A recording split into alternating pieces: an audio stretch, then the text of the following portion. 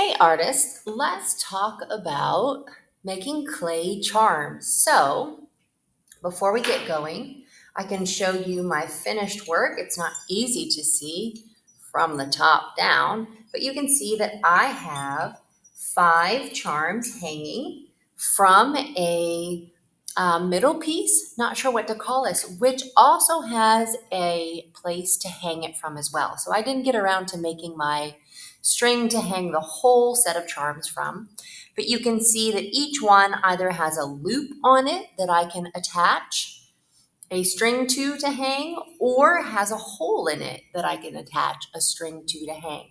So we'll talk about that today when we talk about making these clay charms. So to begin, you're going to need to set your space up correctly for clay, making sure you have a placemat to cover your space, making sure you have your tools and your water easily accessible. And you can see I have my chunk of clay here. Now, first thing I've done incorrectly is keep this clay out in the air. So clay dries in the air. The moisture content is very important to keeping it workable.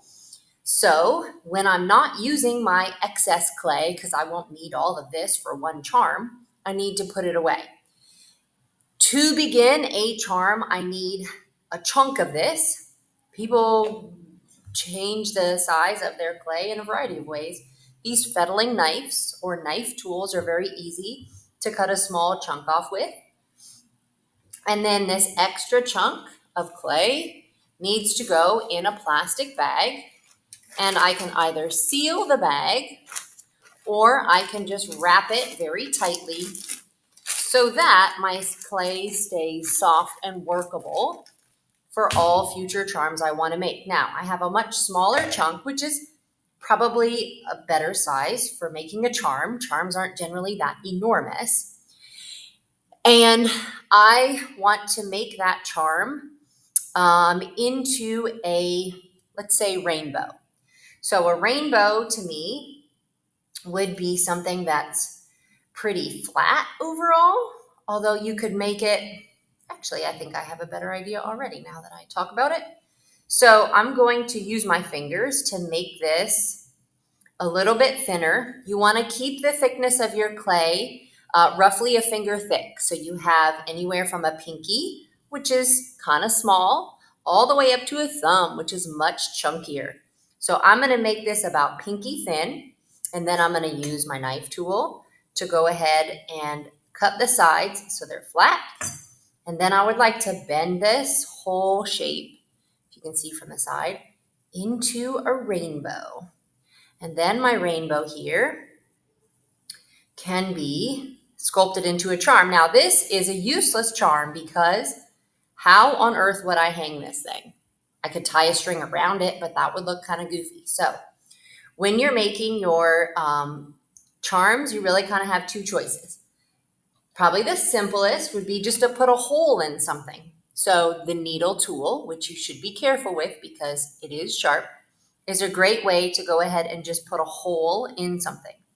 Clay shrinks about 10% when it dries. So if you're going to make a hole, make it a little bigger than you actually want it to be so that you can always account for that shrinkage, not only when it dries, but also when it goes through the kiln.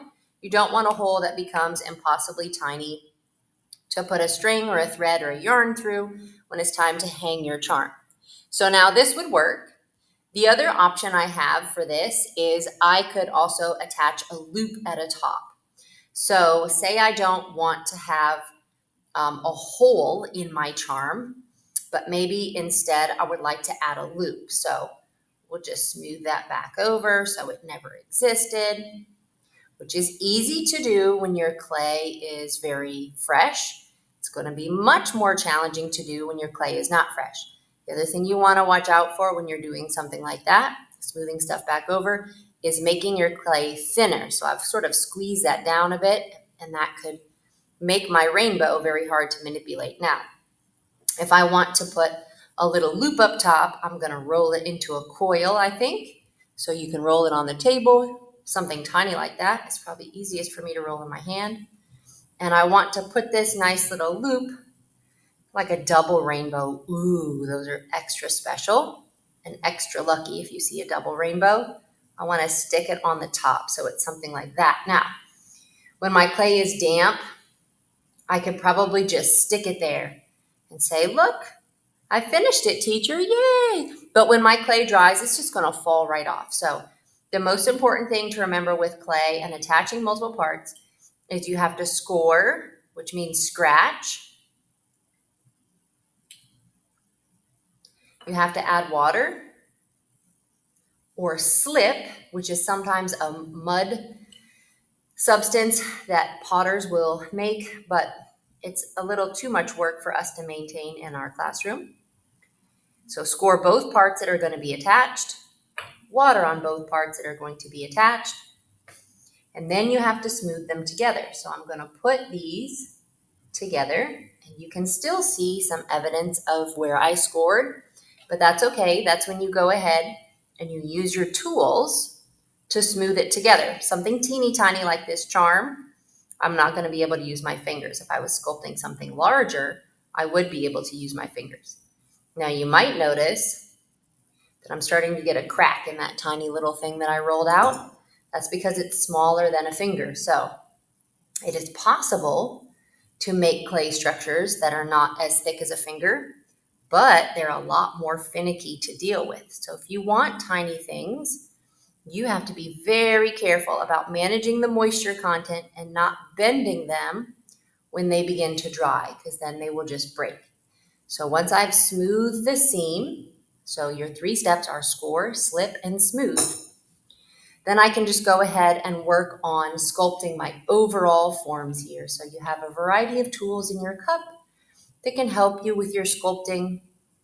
You want to save your details for the very end, obviously. Make sure you've done all of your construction before you do your final touches of texture and sculpting and detail lines, because obviously the texture and the sculpting and the detail lines will get messed up if you haven't actually finished your overall construction. But this is a very rough approximation of what my rainbow charm could look like. When I complete it, it's important that I label it clearly and that I store it according to my teacher's directions, whether it's ready to dry out or whether I'm still working on it, and then it needs to be stored in my plastic bag. But that is, in general, how you can use clay to create a charm. Thanks, artists.